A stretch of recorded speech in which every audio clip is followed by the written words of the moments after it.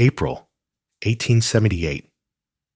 A woman steps off a Union Pacific train into the Wyoming dirt, clutching a letter from a man she's never met. She thinks she's arrived in Clearwater Creek to marry a wealthy rancher. She is wrong. She has stepped off at the ghost station of Purgatory Ridge, a place meant only for water stops and outlaws. But the mistake isn't what kills you in the West. It's who finds you first. Elara Vance didn't find a husband that day. She found a 6-year-old girl covered in coal dust who looked her dead in the eye and whispered the one word that would change history. Mama. This isn't a fairy tale. This is the true, gritty story of how a wrong turn became a war for survival. The brakes of the iron horse screamed like a dying banshee, metal grinding against metal until the train shuddered to a halt. Dust, red and choking, billowed up past the windows, obscuring the midday sun. Elara Vance coughed, waving a lace handkerchief in front of her face. It was the only delicate thing she owned. Everything else in her trunk was wool, cotton, and desperation. She checked the pocket watch pinned to her bodice. 2:15 p.m. The letter from Mr. Declan O'Malley had been precise. Do not dally, Elara. The train stops for 3 minutes. I do not tolerate tardiness in my livestock or my women. The conductor, a man with a face like crumpled leather named Elias Thorne, didn't even look at her as he slid the heavy door open.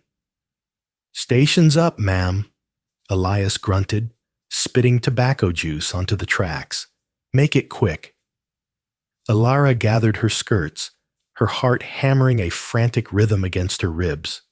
This was it, the end of her life as a seamstress in a suffocating Boston tenement, and the beginning of something else. She dragged her trunk to the edge. The drop to the ground looked steeper than she expected. She stepped down.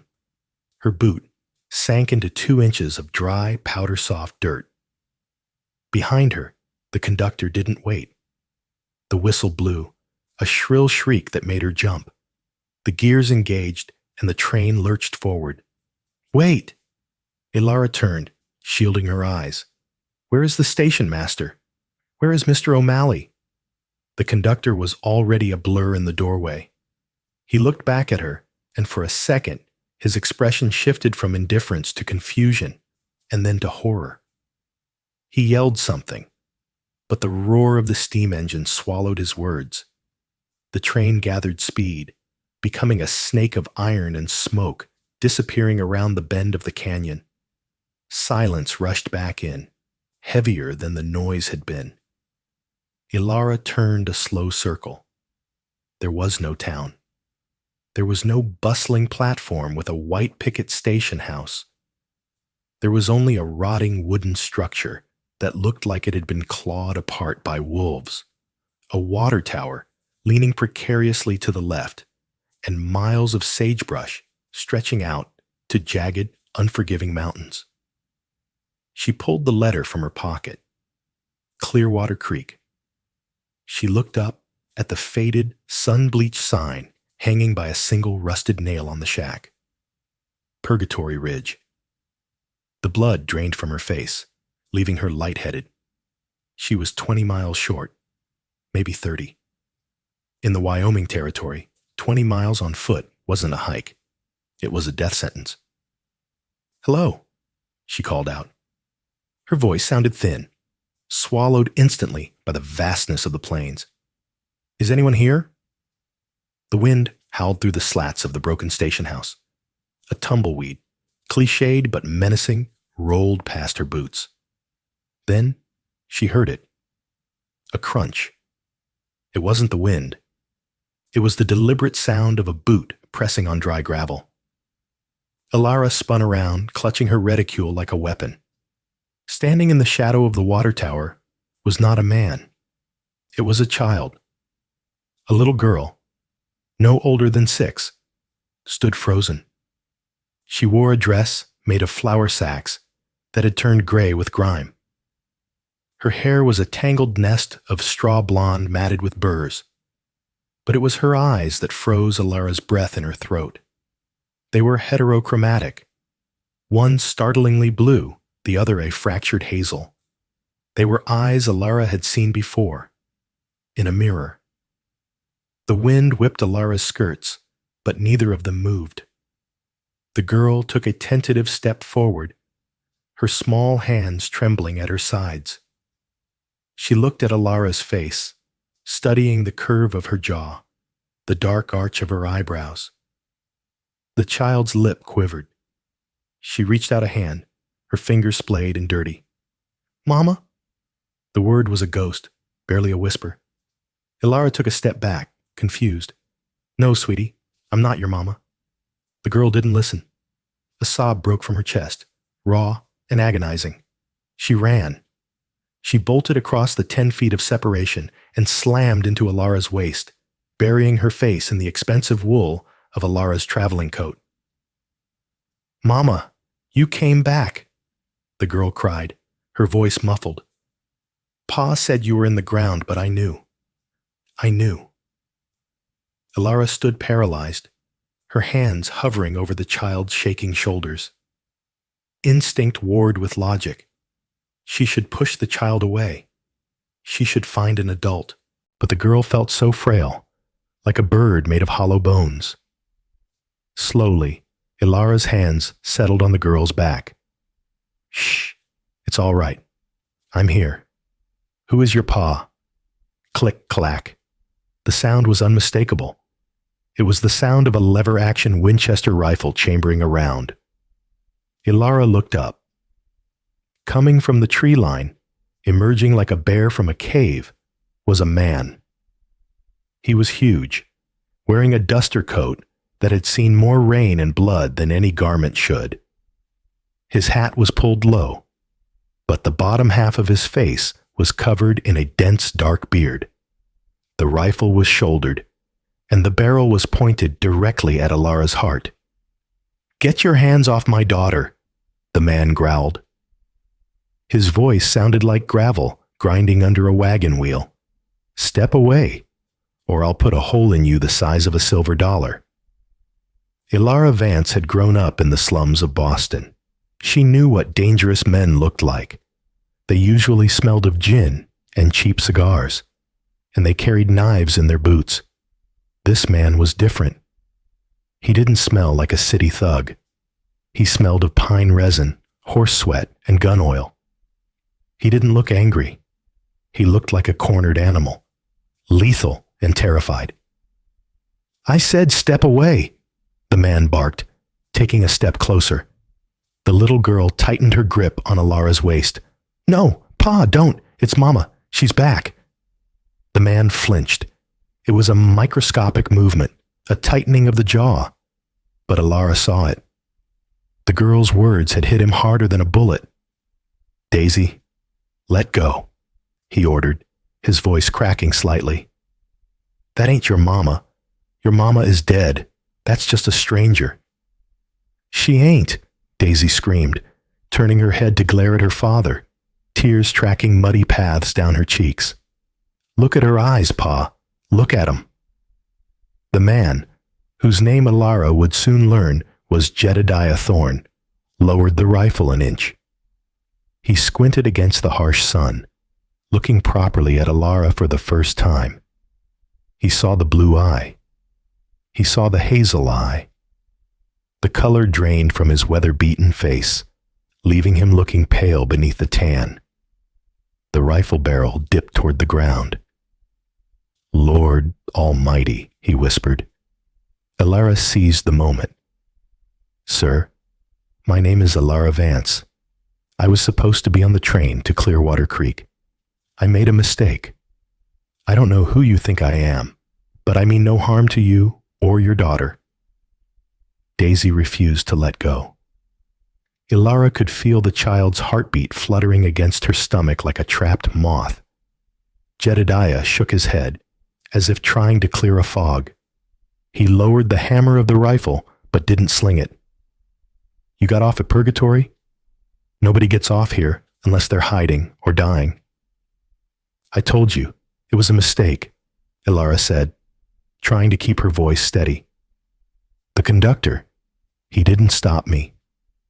Jedediah scanned the horizon, his eyes narrowing as he looked down the tracks where the train had vanished.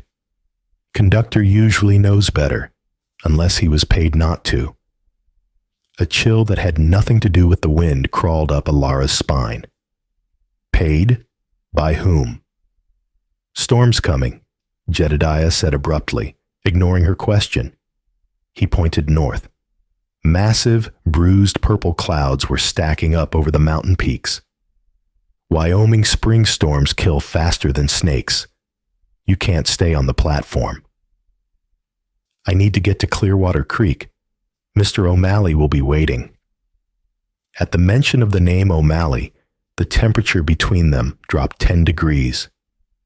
Jedediah's eyes went hard, the shock of her resemblance to his wife instantly replaced by a wall of hostility. O'Malley, he spat the name like a curse. You're one of his? I am his fiancé. I am a mail-order bride. Ilara stammered, feeling the flush of shame she always felt when saying those words. Jedediah laughed, a harsh, barking sound. Of course you are. He imports things, cattle, whiskey, women, usually ruins them all the same way. I beg your pardon. You won't find pardon here, Miss Vance, Jedediah said. He walked forward and grabbed Daisy by the shoulder, gently but firmly peeling her away from Ilara. Daisy, get in the buckboard, now. But Mama, she ain't your mama, Jedediah roared. The violence of his shout made both Ilara and Daisy jump. He immediately looked regretful, running a hand over his face. Go. Wagon. Now. Daisy sobbed, shooting one last desperate look at Ilara before trudging toward a battered wagon hitched to a massive black stallion tied behind the station shack. Jedediah turned to Ilara. You have two choices. You can stay here, wait for the next train, which comes in 3 days, and likely freeze to death tonight or get eaten by a cougar. Or you can come up to my cabin, wait out the storm, and I'll take you to the telegraph office in the morning to call your fiancé. He said the word with dripping venom. Ilara looked at the rotting station house. She looked at the approaching black clouds. She looked at the man who seemed to hate her simply for existing. I'll come with you, she said softly. Don't make me regret it, Jedediah muttered. He grabbed her heavy trunk with one hand, swinging it onto his shoulder as if it were empty. And don't you dare encourage the girl. My Sarah is dead. You're just a ghost wearing her face. The ride up the mountain was a silent, brutal affair. The buckboard had no suspension, and every rock they hit sent a jolt through Ilara's spine. Daisy sat in the back, staring at the back of Ilara's head, humming a melody that sounded hauntingly familiar. As they climbed higher, the air grew thin and cold. Snow began to fall, light at first, then heavy, wet flakes. Why did she call me Mama? Ilara asked, her voice fighting the wind. The eyes. It's a rare condition. Heterochromia. Jedediah kept his eyes on the treacherous path. Sarah had it. Same eyes. Same dark hair. She died 2 years ago. I'm sorry, Ilara said. Don't be. It was murder. Ilara froze. Murder? Who? Jedediah turned to look at her, snow catching in his beard. Bullet in the back. No witnesses. Sheriff called it a stray shot from hunters. But around here, stray shots have a funny way of finding people who refuse to sell their land. Sell their land to who? Jedediah flicked the reins. To the man you're fixing to marry. Declan O'Malley owns everything in this valley, Miss Vance. Everything except my ridge. And he killed my wife trying to take it. Ilara felt the blood drain from her face. That's a lie. Mr. O'Malley is a businessman. He's a devil, Jedediah said flatly, and you just walked into hell. They crested the ridge just as the storm broke in earnest. A small cabin sat nestled against a cliff face, protected from the worst of the wind. Smoke curled from the chimney, a beacon of warmth. But as they pulled up, Jedediah hauled on the reins, bringing the horse to a sudden stop. He stood up in the wagon, his hand flying to the rifle at his feet. "Stay down," he hissed. "What? Why?" "Front door's open," Jedediah whispered. "I locked it." Ilara peered over the seat. The heavy oak door of the cabin was ajar, swinging slightly in the wind. Jedediah jumped down, rifle cocked. He signaled for Daisy to stay on the floorboards. He crept toward the cabin, silent as a shadow. Ilara watched, her breath held tight in her chest. She saw Jedediah kick the door fully open, swinging the rifle into the room. "Clear!" he shouted a moment later, though his voice was tight. He came back out, his face grim. He walked to the wagon and looked up at Ilara. "You can come in," he said. "But we got trouble." "What is it?" "Someone was here. They tossed the place." He paused, his eyes dark. "And they left something for you." "For me?" Jedediah reached into his pocket and pulled out a piece of paper. He unfolded it. It was a wanted poster. It was a sketch of a woman, wanted for theft and arson, dead or alive.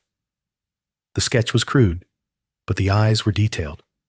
One light, one dark. "It seems," Jedediah said, his voice low and dangerous, "that Mr. O'Malley has already told the town who you are. But he didn't tell them you're his bride. He told them you're a criminal on the run." Ilara stared at the paper, the snowflakes melting on the ink. "I don't understand." "Why?" "Because," Jedediah looked out into the blinding snow, "if you're a criminal, he has the right to hunt you down. And if you're here, he knows exactly where to look." The heavy oak door slammed shut, and Jedediah threw the iron bolt, a sound that echoed like a gunshot in the small, dim room. The cabin was freezing. The wind outside had killed the fire in the hearth hours ago, and the intruders had left the windows unlatched, letting the snow drift in across the rough-hewn floorboards. "Don't touch anything," Jedediah commanded.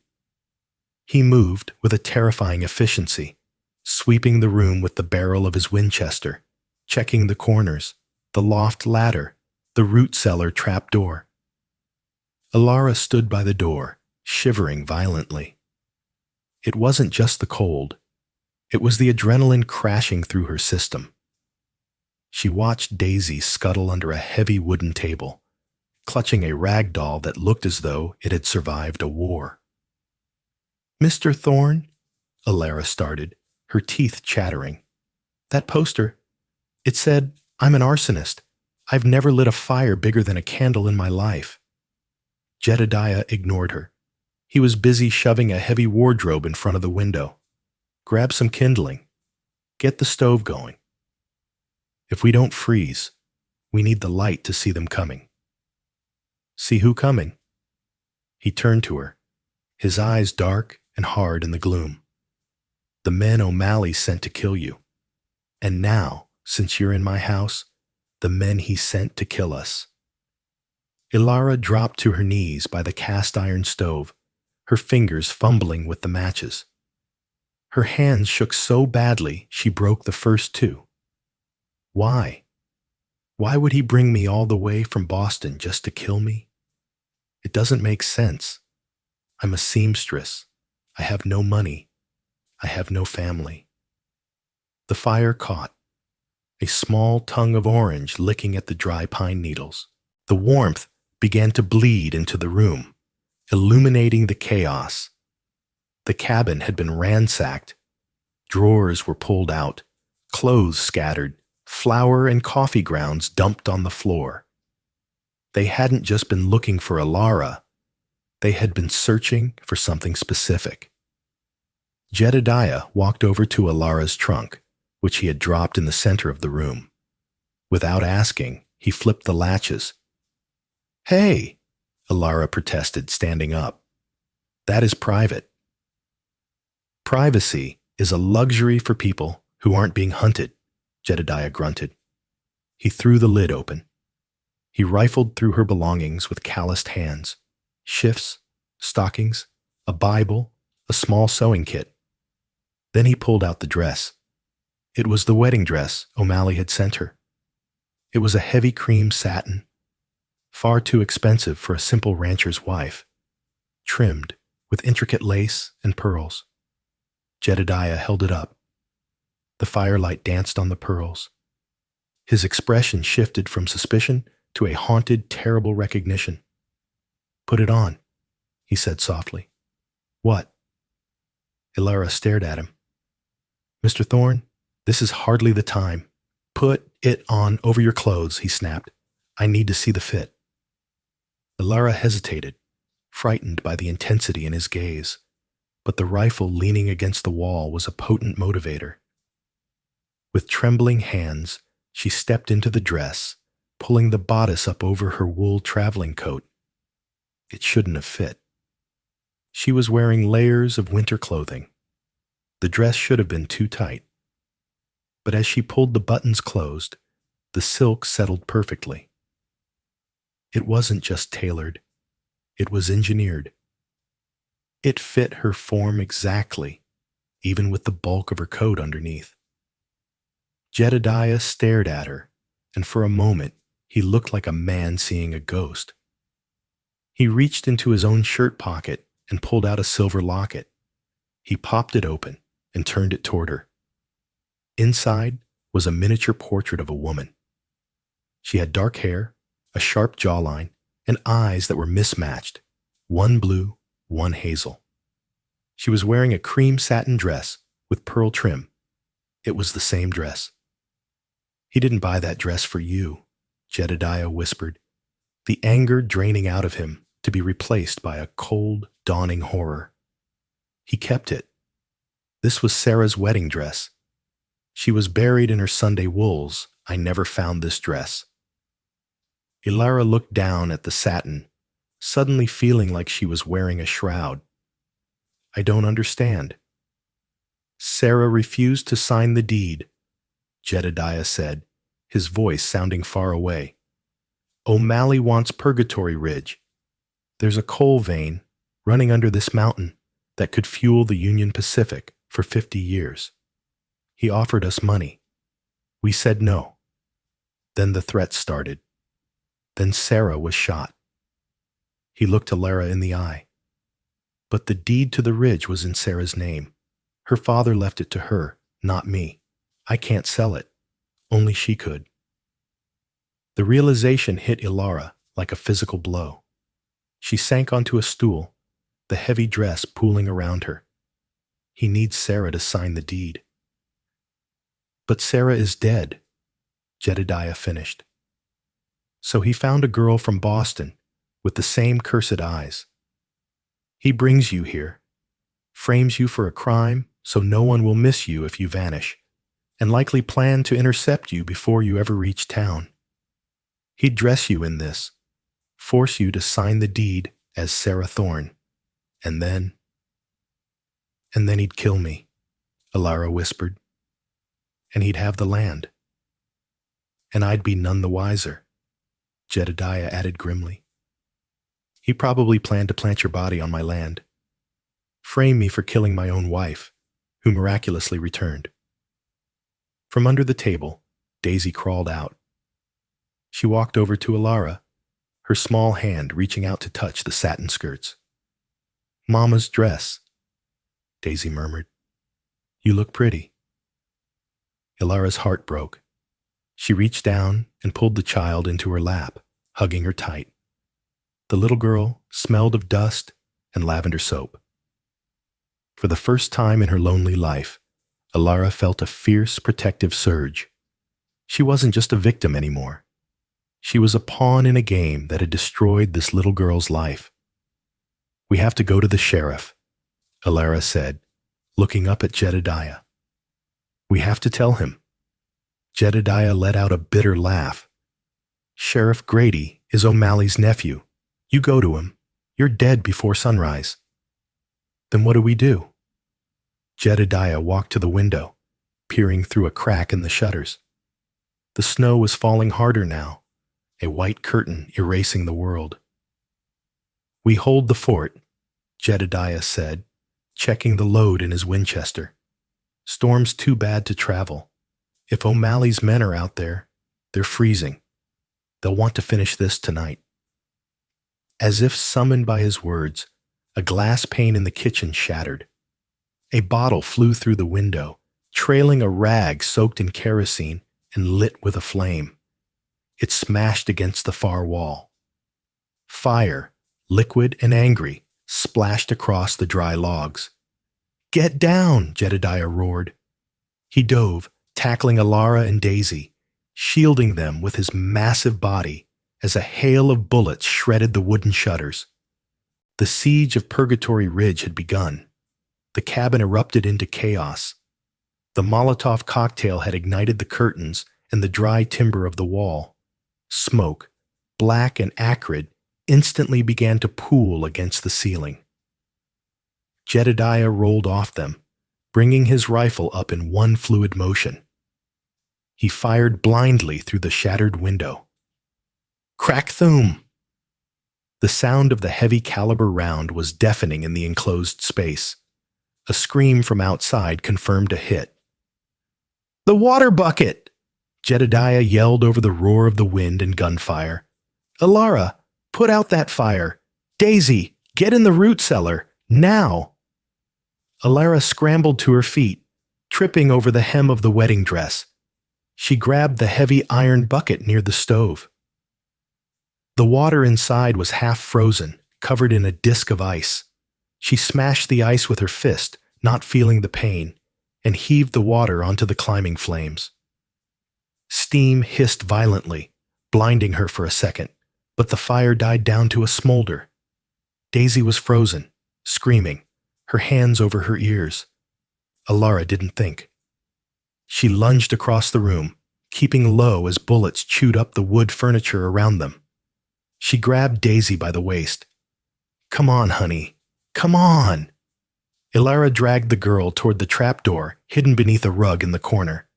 She yanked the ring pull. The door groaned open, revealing a pitch-black hole smell of earth and potatoes. "I don't want to go," Daisy wailed. "You have to," Alara said, her voice fierce. She kissed the girl's forehead, leaving a smudge of soot. "Be brave, like your papa." She lowered Daisy into the darkness and slammed the door shut just as the front door of the cabin exploded inward. A man kicked it open, a brute wearing a buffalo hide coat and a red scarf masking his face. He held a sawed-off shotgun. Jedediah was reloading. He wasn't going to make it in time. Alara looked around wildly. Her hand closed around the handle of a heavy cast-iron skillet on the stove. As the man stepped in, raising the shotgun toward Jedediah, Alara swung the skillet with every ounce of desperation she possessed. Clang! The iron connected with the side of the man's head with a sickening crunch. He crumpled like a puppet with cut strings, the shotgun discharging into the floorboards. Jedediah finished reloading and spun around, eyes wide. He looked at the unconscious man, then at Alara, who stood heaving for breath, clutching the frying pan like a gladiator's shield. "Nice swing," he breathed. "I grew up in a boarding house with 4 brothers," Alara panted. "I know how to hit." "Grab his gun," Jedediah ordered, moving to the door. "We can't stay here. The fire is spreading in the walls. The smoke will kill us before they do. But the storm? Better to freeze than burn." Jedediah kicked the intruder's body out of the way and fired 3 suppression shots into the darkness outside. "Get Daisy. We're going out the back window." Alara hauled the trapdoor open. Daisy, up! We're moving! They moved as a unit. Jedediah went first, clearing the window. He dropped into the snow, sinking to his knees. He reached up and took Daisy, then helped Alara down. The wedding dress was ruined, torn and stained with soot and blood, but Alara didn't care. The barn, Jedediah hissed close to her ear. The horses. They crouched low, moving along the side of the cabin. The wind was a physical force, screaming in their ears, which ironically provided cover. The attackers couldn't hear them over the gale. They reached the barn. Jedediah slipped inside. It was darker in here, smelling of hay and warm animal bodies. Midnight, Jedediah whispered to the massive black stallion. Easy, boy. He didn't bother with a saddle. He threw a bridle on the horse and boosted Daisy up. Can you ride? He asked Alara. I've ridden a carriage horse in a park, she admitted. Close enough. Hold on to me and don't let go. Jedediah swung himself up, pulling Alara up behind him. She wrapped her arms around his waist, pressing her face into the rough wool of his coat. Open the gate, Jedediah commanded the horse, guiding it with his knees. He kicked the stall latch open. Then he took a deep breath. Hang on! He kicked the stallion's flanks. The horse, terrified by the smell of smoke and the noise, bolted. They burst out of the barn doors like a cannonball, flying straight into the teeth of the blizzard. Shouts erupted behind them. Muzzle flashes lit up the swirling snow. A bullet whizzed past Alara's ear, snapping like a whip. Jedediah didn't look back. He guided the horse not down the main trail, but up, straight toward the jagged tree line of the upper ridge. Where are we going? Alara screamed over the wind. The mines! Jedediah yelled back. They can't track us on the rock. They rode for what felt like hours. The cold was agonizing. Alara couldn't feel her fingers or her toes. The wedding dress had frozen stiff, scraping against her legs like sandpaper. Daisy was silent, sandwiched between them, buried under Jedediah's coat. Finally, the horse slowed, exhausted, wading through chest-deep drifts. They had reached the mouth of an abandoned mine shaft, a black maw in the side of the cliff. We stop here, Jedediah said, sliding off. His legs buckled when he hit the ground, and Alara realized with a jolt of horror that his coat was wet with blood on the left side. You're hit, she gasped, sliding down and almost falling into the snow. Just a graze, Jedediah grunted, though his face was gray in the moonlight. Get the girl inside. They stumbled into the mine. The air was still and damp, warmer than outside. They went back about 50 feet, where the wind couldn't reach them. Alara collapsed against the rock wall, her lungs burning. Jedediah slid down opposite her. He lit a small lantern he had grabbed from the barn, keeping the flame low. In the dim light, they looked like refugees from hell. Soot-stained, shivering, bleeding. We lost them, Jedediah rasped, pressing a handful of snow against his side. For now.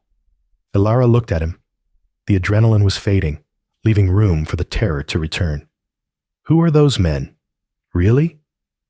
The one you hit? That was Bo Miller, O'Malley's foreman, Jedediah said. The others hired guns from Cheyenne. O'Malley isn't playing games, Alara. He's scorched earth. Daisy had fallen asleep, exhausted, her head on Alara's lap. Alara stroked the girl's matted hair. He killed Sarah, Alara said, the pieces finally fitting together in her mind.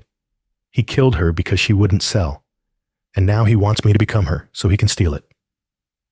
Yes. Alara looked down at the ruined wedding dress. She began to unbutton the cuffs. I'm not going to run, she said, her voice surprisingly steady. Jedediah looked up, His brow furrowed. What? I'm not going to run, she repeated. If I run, he'll hunt me. He'll hunt you. He'll hunt Daisy. He has the law, the money, and the men. We can't outrun the Union Pacific Railroad, Jedediah. So what do you suggest? Surrender? No, Ilara said. Her blue eye and hazel eye glinted in the lantern light, cold and dangerous. He wants Sarah Thorne? He wants the ghost of Purgatory Ridge? She stood up, tearing a strip of satin from the hem of the dress to bind Jedediah's wound. Then I'll give him Sarah Thorne. I'll give him exactly what he paid for. Jedediah studied her face. He saw the transformation. The scared seamstress from Boston was gone. In her place was something harder, forged in the fire of the cabin and the ice of the storm. You have a plan, he stated. I do, Ilara said, pulling the bandage tight, making him wince. But I need to know one thing. This O'Malley, does he have a weakness? Jedediah smiled, a grim, blood-stained baring of teeth. Yeah, he's superstitious, terrified of the spirits. He thinks the mountains are haunted. Ilara looked out toward the mouth of the cave, where the storm howled like 1,000 screaming souls. Good, she said. Then let's haunt him. The mine shaft was a tomb of silence, broken only by the drip of condensation and the shallow breathing of the three fugitives. Outside, the blizzard raged with the fury of a scorned deity, sealing them into the mountain's belly. Ilara sat near the lantern, her fingers numb and blue, working a needle through the torn satin of the wedding dress. She had found a small sewing kit in her reticule, the tools of her former life as a seamstress, now serving as the tools of her survival. Every stitch was a battle.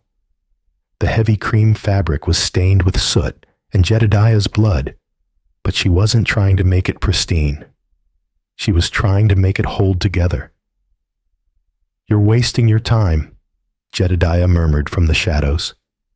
He was leaning against the rock wall, his face pale, the bandage on his side dark with fresh blood. That dress is ruined, just like us. Ilara didn't look up. She bit off a thread. It doesn't need to be perfect, Jedediah. Ghosts aren't perfect. They're broken things that refuse to leave. She finished the hem and crawled over to him. Sit up. Let me check the wound. He grunted but obeyed. The bullet had furrowed along his ribs. Painful, bleeding freely, but it hadn't punctured a lung. She packed it with clean snow to numb it, then bound it tighter with the petticoats she had ripped apart. Tell me about her, Ilara said, wiping her hands on the cold stone floor. If I am to be her, I need to know her, not just what she looked like. Who was she? Jedediah closed his eyes, pain and memory warring on his face.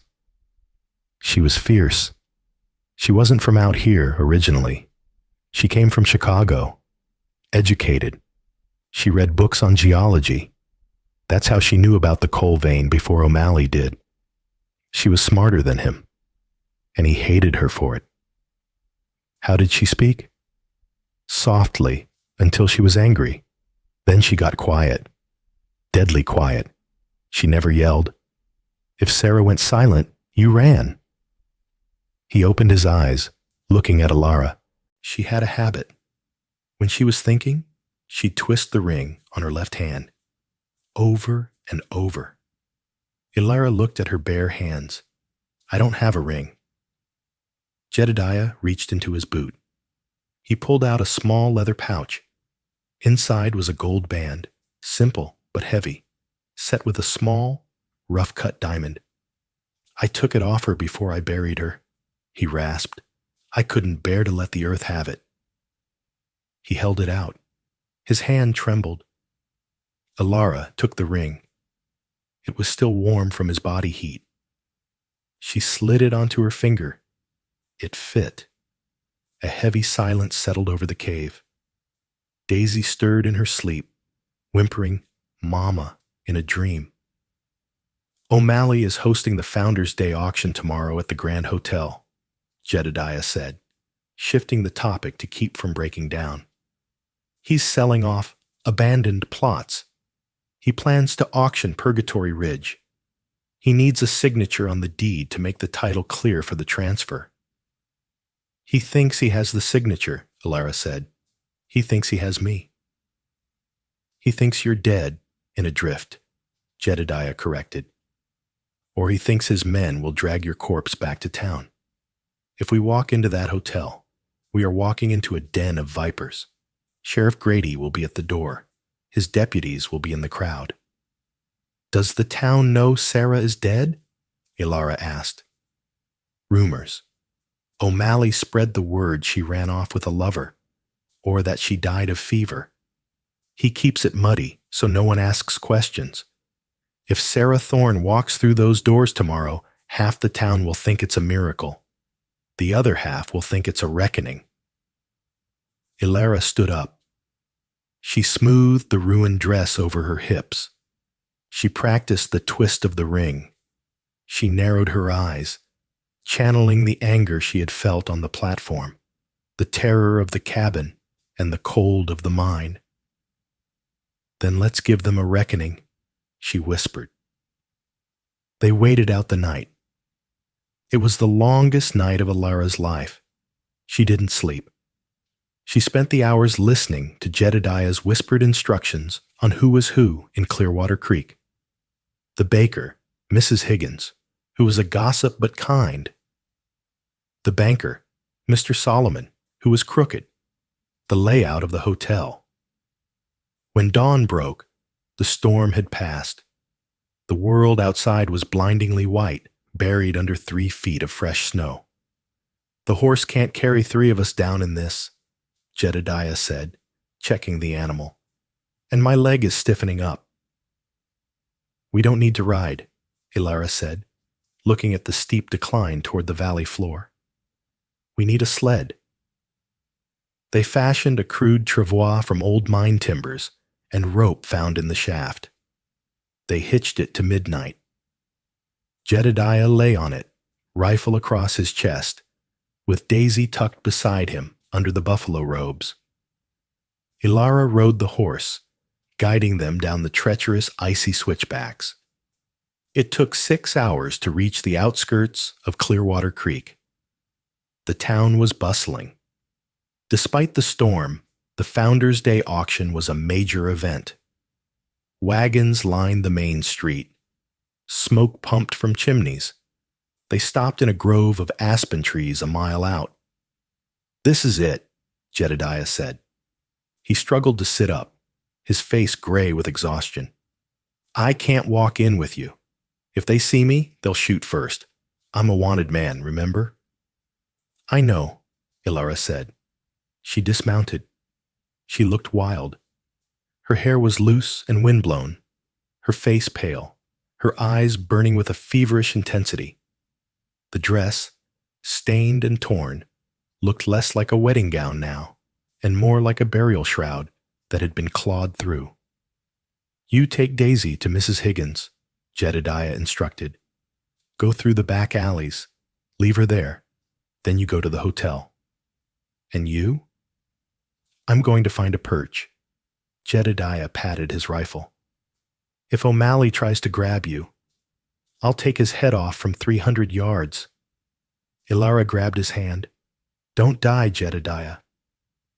"Don't let them see you bleed, Ilara." She mounted the horse again, alone this time. She didn't ride like a lady. She rode like a woman coming to claim a debt. The Golden Steer Hotel was the jewel of Clearwater Creek. Crystal chandeliers imported from Paris hung from the ceiling, and the bar was polished mahogany that gleamed under the gaslights. Today, the main ballroom was packed. Ranchers in their Sunday best, miners hoping to strike it rich, and the town's elite mingled with glasses of champagne. At the front of the room, on a raised dais, stood Declan O'Malley. He was a handsome man, in a serpentine way. Slicked back black hair, a suit that cost more than most men earned in a lifetime, and a smile that didn't reach his eyes. "Ladies and gentlemen," O'Malley's voice boomed, silencing the crowd. "Welcome. Today marks a new era for our valley. Today, we consolidate the future." A cheer went up, though it was thin in places. "As you know," O'Malley continued, pacing the stage like a panther, "some lands have lain fallow, abandoned by owners who lack the fortitude to tame this wild country. The Purgatory Ridge estate has been a blight on our progress, but today, I am pleased to announce that I have acquired the deed." He held up a document. It was a forgery. Ilara knew it. Jedediah knew it.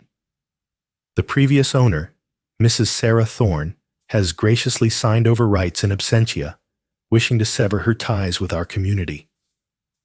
"Liar!" The shout didn't come from the back. It came from the double doors at the entrance of the ballroom. The room went deathly silent. Every head turned. The doors were flung open, not by a servant, but by a boot. Ilara Vance stood in the frame, but no one saw Ilara.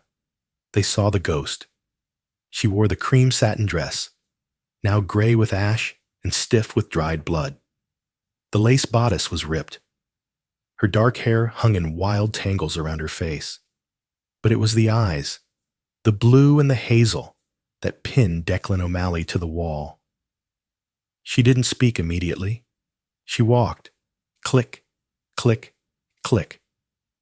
Her boots on the hardwood floor echoed in the silence. The crowd parted for her like the Red Sea, gasps rippling through the room. "Sarah?" A woman whispered in the front row. "Sweet Mother of God, is that Sarah?"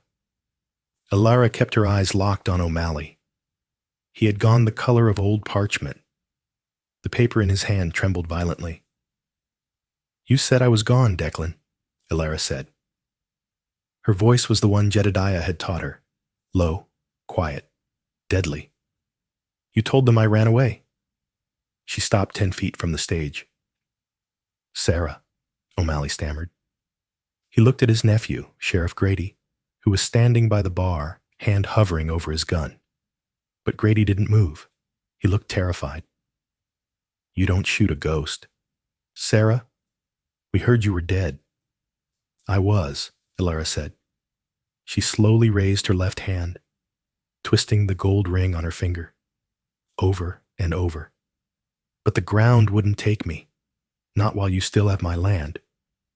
"This is a trick," O'Malley yelled, his composure cracking. "This is an imposter. Sarah Thorne died 2 years ago." "Did she?" Ilara tilted her head.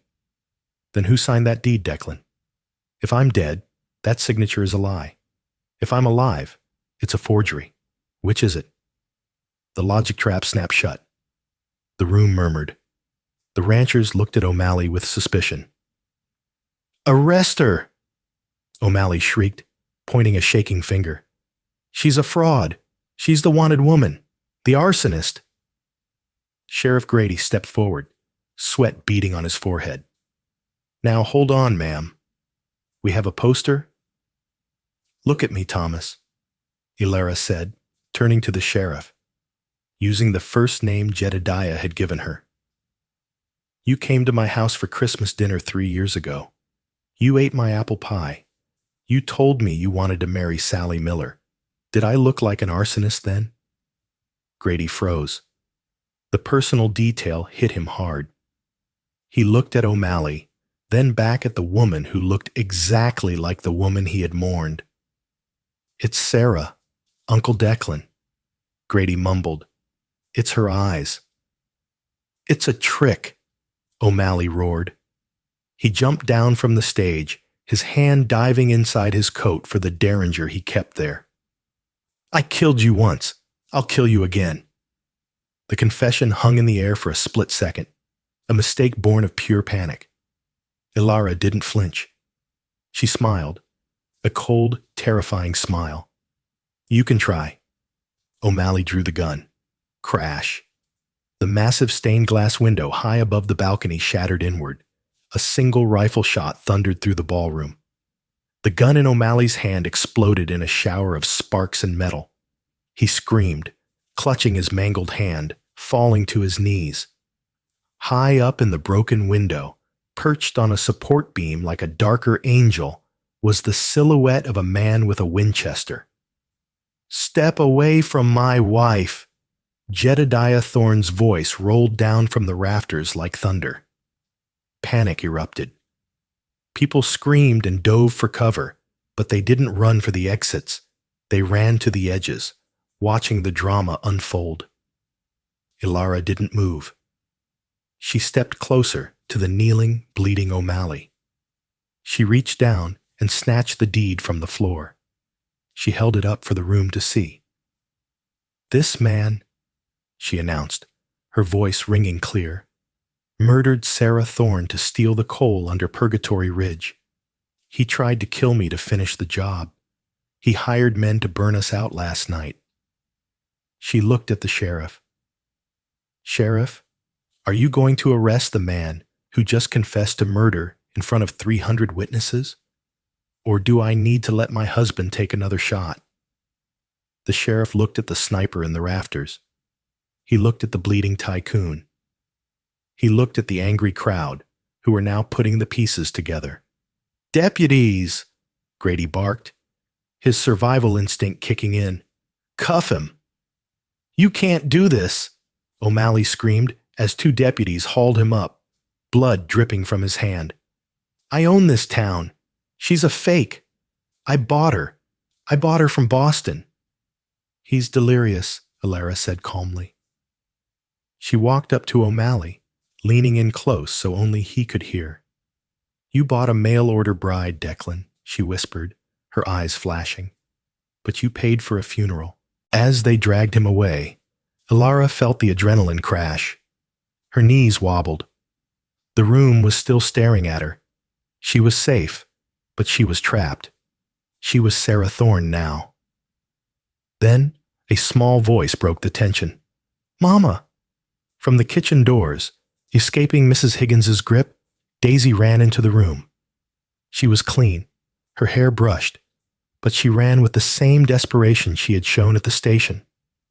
She slammed into Ilara's legs. Ilara froze. This was the test, the ultimate test. If the child rejected her, the illusion would break. Daisy looked up, tears in her eyes. She didn't see the stranger from the train. She saw the woman who had saved her from the fire. She saw the woman wearing her mother's dress. She saw the protector. "Mama," Daisy sobbed, burying her face in the ruined satin. Ilara fell to her knees and wrapped her arms around the child. "I'm here, baby. I'm here." The crowd exhaled. Men took off their hats. Women wiped their eyes. It was the undeniable proof. A child knows her mother. From the balcony, Jedediah lowered his rifle. He watched the woman who had come on a train to marry a monster and instead had become the savior of his family. But as Ilara held the child, catching the eye of the sheriff, who was still watching her with a mix of awe and suspicion, she realized the truth. The danger wasn't over. O'Malley was alive. The trial would come. And Ilara Vance no longer existed. She had to be Sarah Thorne forever. Or at least, until the truth rotted her from the inside out. She stood up, holding Daisy's hand, and faced the town of Clearwater Creek. "The drinks," she said, her voice shaking only slightly, "are on the house." The weeks leading up to the trial were a blur of sawdust and whispers. While the community rallied to rebuild the cabin on Purgatory Ridge, the real war loomed in the valley below. On the day of the trial, the Clearwater Creek Courthouse was a furnace of body heat and tension. Declan O'Malley sat at the defense table, his bandaged hand resting on a stack of legal injunctions. He looked thinner. but his eyes remained venomous. His lawyer, a sharp-tongued man from Cheyenne named Sterling, didn't waste time. He paced before the jury, pointing an accusatory finger at Alara. "This woman is a fraud," Sterling boomed. "She claims to be Sarah Thorne, but she is nothing more than a grifter named Alara Vance, imported by my client as a mail-order bride. When she found the real Sarah Thorne dead, she stole her life to steal this land." The crowd murmured. It was the truth, and hearing it spoken aloud made Alara's blood run cold. She had no birth certificate, no marriage license, only the word of an outlaw. "I call the station master, Elias Thorne, to the stand," Sterling announced. Alara gripped the arms of her chair. Elias was the man who had kicked her off the train. He knew the truth. Elias took the stand, sweating through his uniform. He looked at O'Malley, then at Jedediah, who sat in the front row with Daisy on his lap. "Mr. Thorne," Sterling pressed, "did a woman named Alara Vance arrive on the April 14th train?" "She was on the manifest," Elias grunted. "And did she get off at Purgatory Ridge?" The courtroom held its breath. Elias looked at O'Malley, remembering years of bribes and corruption. Then he looked at the little girl clinging to Jedediah. "No," Elias lied, his voice flat. "Alara Vance stayed on the train to San Francisco. I checked her ticket myself." Sterling froze. "Then who got off at the Ridge?" "Sarah Thorne," Elias stated firmly. "She paid cash, wanted to surprise her husband. That woman sitting there is Sarah Thorne." Chaos erupted. O'Malley leaped to his feet, knocking his chair over. "He's lying. I paid him to keep his mouth shut." "Order!" The judge banged his gavel. "It's a conspiracy." O'Malley shrieked, losing control. "She's the Vance girl. I wrote her the letters. I bought her ticket. I own her." Alara stood up, her voice cutting through the noise. "You bought a mail-order bride, Declan, but you paid for a funeral." The jury didn't need long. O'Malley's outburst was a confession to the fraud. He was found guilty on all counts: attempted murder, arson, and land theft. As the bailiff dragged him away, he screamed one last curse at Alara. "You'll never be her. You're just a ghost in a stolen dress." That night, the victory felt hollow. Alara stood on the porch of the cabin, watching the moon rise over the peaks. "He was right," she whispered as Jedediah joined her. "I'm living a lie. Every time someone calls me Sarah, I feel like a thief." Jedediah turned her to face him. "The town sees what they want to see. They see a mother who saved a child. They see a woman who stood up to a tyrant." He reached into his pocket and pulled out the gold ring, Sarah's ring. He walked to the mantel inside and placed it gently in front of an old tintype photograph. "Sarah rests here," he said softly. "I don't need you to be her." He returned to the porch and took Alara's hand. He produced a simple, rough band hammered out of silver. It was made from a silver dollar, the coin he had once threatened her with on the platform. "I'm asking you to stay," Jedediah said, his voice thick with emotion, "not as a replacement, but as Alara. We make our own truth up here." Alara let him slide the silver ring onto her finger. It wasn't perfect, but it was strong. "Welcome home, Alara." 2 years later. The train stopped at Purgatory Ridge. It wasn't a ghost station anymore. It was a bustling depot. Alara Vance, now known to the locals as Alara Thorne, stepped onto the platform, holding the hand of an 8-year-old Daisy. They walked toward the wagon where Jedediah waited. They never mined the coal. When the rights reverted to the Thorne family, they realized the water spring high on the ridge was worth more than gold in the arid West. They built a life not on what they could destroy, but on what they could sustain. As the wagon rolled away, the wind caught the repainted sign above the platform: Purgatory Ridge, Water and Shelter, J and E Thorne, Props. Hilara looked back at the tracks, disappearing into the horizon. The girl from Boston was gone, replaced by a woman forged by the wind and snow. She had stepped off at the wrong station, only to find it was the only place she belonged. And so, the legend of Purgatory Ridge wasn't written in ink, but in blood and silver. Hilara Vance proved that identity isn't just a name on a paper. It's the actions you take when the storm hits. O'Malley died in prison 3 years later, a man with everything who had nothing. Hilara and Jedediah had nothing, yet found everything. If you enjoyed this story of survival, deception, and justice in the Wild West, please hit that like button. It helps the campfire grow. Make sure to subscribe and ring the bell so you never miss a tale from the frontier.